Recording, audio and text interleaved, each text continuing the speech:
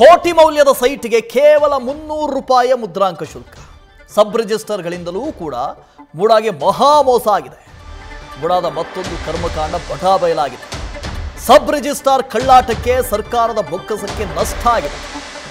Natesh Dinesh ಕುಮಾರ್ಗೆ sub registrar ಸಾಥ್ ಕೊಟ್ಟಿದ್ದಾರೆ. ಹಣದಾಸೆಗೆ ಸರ್ಕಾರಕ್ಕೆ ಅಧಿಕಾರಿಗಳಿಂದ ಪಂಗನಾಮ.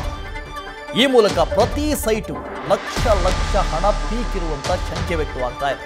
ಈ ಮೂಡ ಅಂದ್ರೇನೆ ರೀತಿ ಭ್ರಷ್ಟಾಚಾರದ ಆಗರ ಆಗಿದೆ. ಪ್ರತಿಯೊಂದರಲ್ಲೂ ಭ್ರಷ್ಟಾಚಾರ. ನಿಮ್ಮದೊಂದು 5 ಸೆನ್ಸೋ 10 ಸೆನ್ಸೋ ಭೂಮಿ ಇದೆ ಅಂತ ಅನ್ಕೊಳ್ಳೋಣ. ರಿಜಿಸ್ಟ್ರೇಷನ್ ಮಾಡ್ಕೊಳ್ಳೋದಕ್ಕೆ ಹೋಗಿ ಸ್ಟ್ಯಾಂಪ್ ಆ್ಯಂಡ್ ಡ್ಯೂಟೀಸು ಅಂತ ಹೇಳಿ ಲಕ್ಷ ಪಿಕ್ತಾರೆ.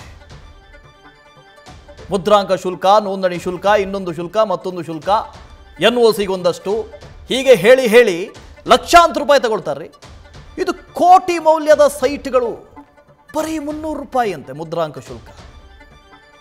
ಅದು ಸರ್ಕಾರಕ್ಕೆ ಬರಬೇಕಾದಂಥ ದುಡ್ಡು, ಸರ್ಕಾರದ ಬೊಕ್ಕಸಕ್ಕೆ ಸೇರಬೇಕಾದಂಥ ದುಡ್ಡು.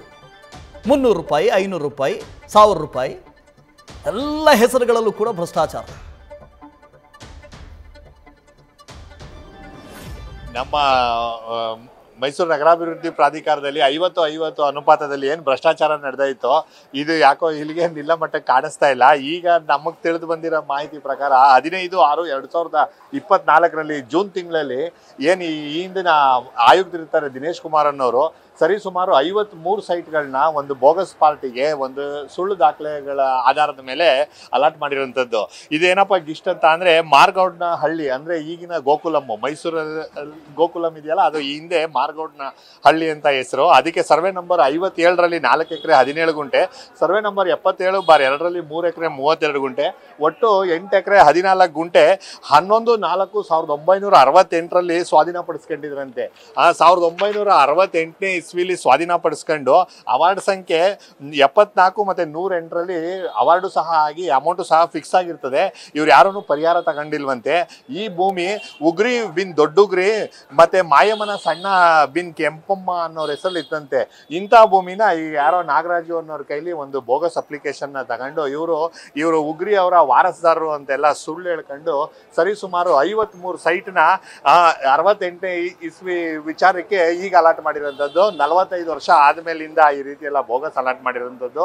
ಇದನ್ನೆಲ್ಲ ರದ್ದು ಮಾಡ್ಬೇಕಂತೇಳಿ ನಾವು ಆಗ್ರಹ ಮಾಡ್ತಾ ಇದ್ದೀವಿ ಸರ್. ಇದ್ರ ಮೇಲೆ ಪೊಲೀಸ್ ಕಂಪ್ಲೇಂಟ್ ಸರ್. ಇದು ಸರಿಸುಮಾರು 100 ಕೋಟಿ ರೂಪಾಯಿಗೂ ಹೆಚ್ಚಿನ ಮೌಲ್ಯದ ಸೈಟು ಸರ್ ಇದು. ಆ ವ್ಯಕ್ತಿ ನಾಗರಾಜು ಅನ್ನೋರು ಯಾರೋ ಇನ್ನೋಸೆಂಟ್ ಸರ್, ಅವರೆಲ್ಲ ಬೋಗಸ್ ಪಾರ್ಟಿಗಳಾಗಿರ್ತಾರೆ. ಅವ್ರನ್ನ ಸುಮ್ಮನೆ ಅವ್ರ ಹೆಸರನ್ನ ಮಿಸ್ಯೂಸ್ ಮಾಡ್ಕೊಂಡು ಇಲ್ಲಿ ಅರ್ಜಿ ಹಾಕಿರೋಂಥದ್ದು. ಇಲ್ಲಿ ಬ್ರೋಕರ್ಗಳು, ಪ್ರಭಾವಿ ರಾಜಕಾರಣಿಗಳು ಇದನ್ನೆಲ್ಲ ಅಲಾಟ್ ಮಾಡಿಸ್ಕೊಂತಿರೋದು. ಇದನ್ನೆಲ್ಲ ಈ ಕೂಡಲೇ ರದ್ದು ಮಾಡ್ಬೇಕಂತೇಳಿ ನಾವು ಆಗ್ರಹ ಮಾಡ್ತಾ ಇದ್ದೀವಿ. ನ್ಯೂಸ್ ಫಸ್ಟ್ ನಿರ್ಭೀತಿಯಿಂದ ನಿಮ್ಮ ಪರವಾಗಿ.